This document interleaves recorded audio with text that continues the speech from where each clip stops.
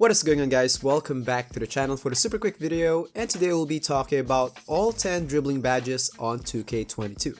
With this one, I'll be explaining how everything works, but of course we're not going to dive deep into each one of them. We'll just talk about the basic things. If you want to learn more about one of these badges, just look it up on the channel, it will be there. And by the way, you're probably wondering now what's the point of all these videos, like the game cycle is almost over, 23 is just right at the corner. What are these videos for? I know what you mean, but I just think that it's much better for everyone to really understand how these dribbling badges work, so come 2K23, you know them already. I think most of these badges will be carried over anyway, and I don't think they will change these mechanics. One more reason is that of all types of badges, I think dribbling has the most misinformation. Like, some people think that a badge will make your dribbling moves much faster, but it actually not. Some people think that this badge here will speed up your speed boost, but it actually doesn't. Some people think that this badge here will make your step backs longer, and all those kinds of misconceptions. So this video here will try to clear a lot of them. So now let's get right into it.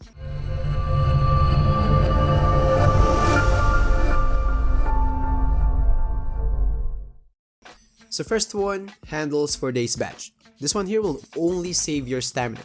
It doesn't touch any speed boost or whatever. The only thing that will change to your player is whatever stamina related. Of course, stamina might affect your movement speed at some point if your stamina is running out already, but that's not really directly boosted by the badge. Next one, downhill badge. This one here is pretty straightforward. It will just give you plus points on your speed with ball attribute on fast break situations.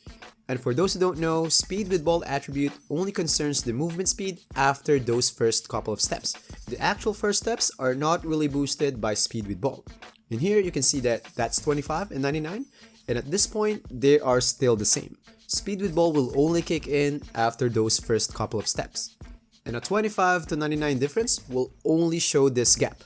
It's not much, that's why in my conclusion on my last video, I'm not really convinced with the boost because it's not really that visible, so I didn't really recommend the badge. It's near useless. I concluded on my video as well that I think the reason why the boost is so small is because if that gap there is between 25 and 99 already, then it means this small of a gap here is already around 18 points of speed with ball.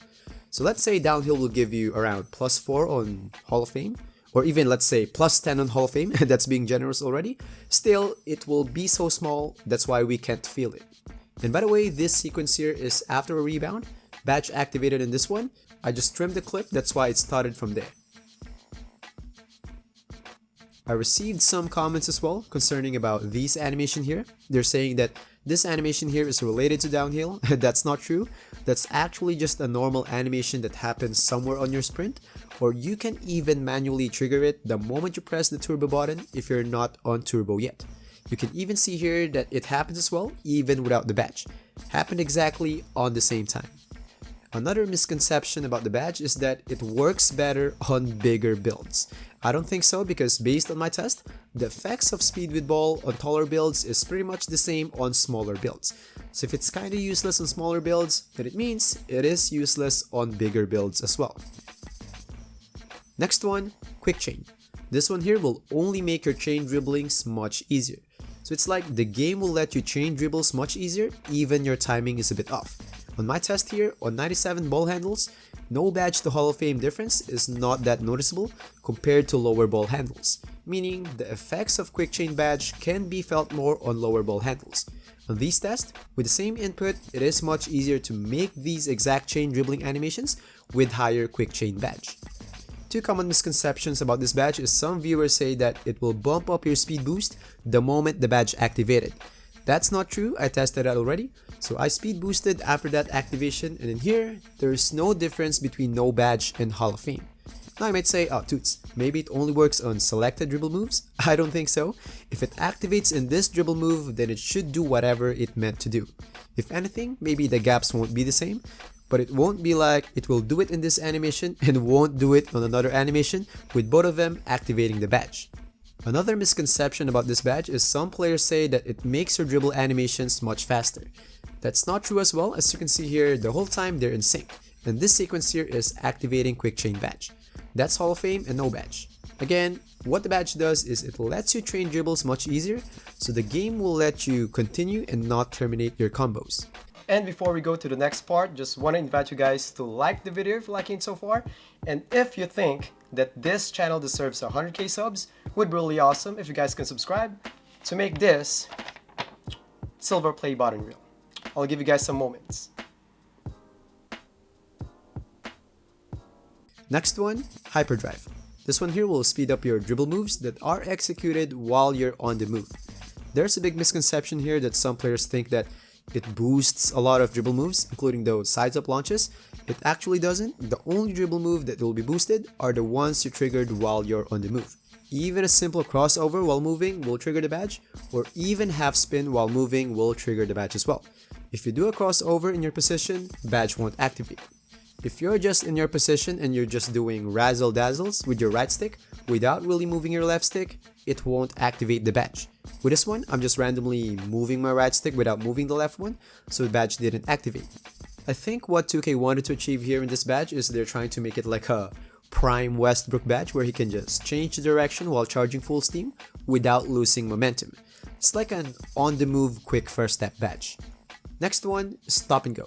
It is pretty much straightforward. It will just make you stop quicker and go quicker on your left stick movements. Keep in mind, only left stick moves, so this is not including step backs or any other dribble moves that includes a stop and go motion. Mike Wang even tweeted about that already, and here he mentioned left stick animations.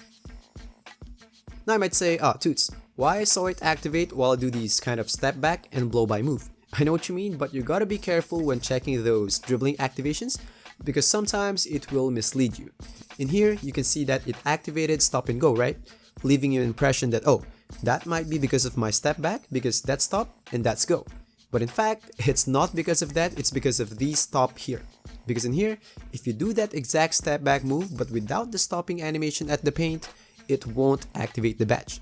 There's too much badges that are being used at the same time, so it makes you think that a particular dribble move activated the badge, but it's not that exact move. Next one, quick first step badge. I think this one here is pretty straightforward. It will just give you faster launches.